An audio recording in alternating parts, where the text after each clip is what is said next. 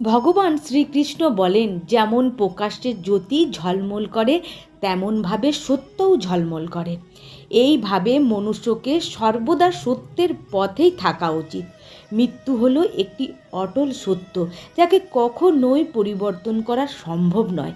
যখন থেকে এই সংসার নির্মাণ হয়েছে তখন থেকেই জন্ম ও মৃত্যু চক্র ঘুরে চলেছে।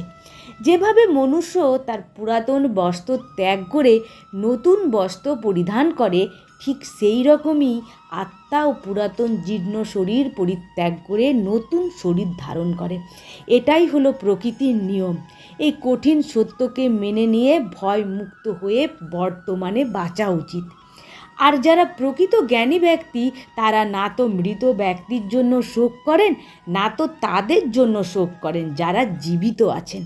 কারণ তিনি জানেন, যিনি মারা গেছেন তিনি আবার জন্ম নেবেন, আর যিনি জীবিত আছেন তিনি নিশ্চয়ই একদিন মারা যাবেন।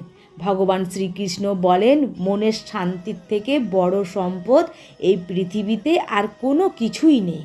যে ব্যক্তি নিজের মনকে শান্ত রাখতে শিখে গেছে, তার থেকে বড় ধনী এই সংসারে কোথাও নেই। সময় সব থেকে শক্তিশালী, কারণ সময় কখনো মানুষের তৈরি পথে চলে না, মনুষ্যকেই সময়ের তৈরি পথে চলতে হয়। একেই তো নিয়তি বলে। জীবন তখনই কঠিন মনে হয় যখন আমরা নিজেকে পরিবর্তন করার পরিবর্তে পরিস্থিতিকেই পরিবর্তন করার চেষ্টা করি। কর্মই হলো সব থেকে বড় ধর্ম। ভগবান শ্রীকৃষ্ণ গীতায় অর্জুনকে উপদেশ দিতে গিয়ে বলেছেন, মনুষ্য কর্ম করার জন্যই পৃথিবীতে জন্ম নেয়, আর কর্ম না করে কেউ ক্ষণ মুহূর্ত থাকতে পারে না।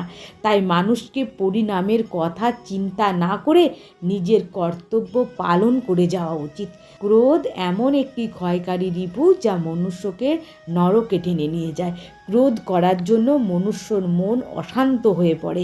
আবেগের বশবর্তী হয়ে সে তখন নিজেকেই ক্ষতি করে বসে। ভগবান শ্রীকৃষ্ণ বলেন, মনুষ্যকে ক্রোধ এড়িয়ে চলতে হবে। যতই রাগ হোক না কেন, নিজেকে নিয়ন্ত্রণ করতে হবে। এই সংসারে আজ যা তোমার কাছে আছে, গতকাল অন্য কারোর ছিল, আগামীকাল তা অন্য কারোর হয়ে যাবে। তুমি এই পৃথিবীতে খালি হাতেই এসেছো, আর খালি হাতেই এখান থেকে তোমাকে ফিরে যেতে হবে।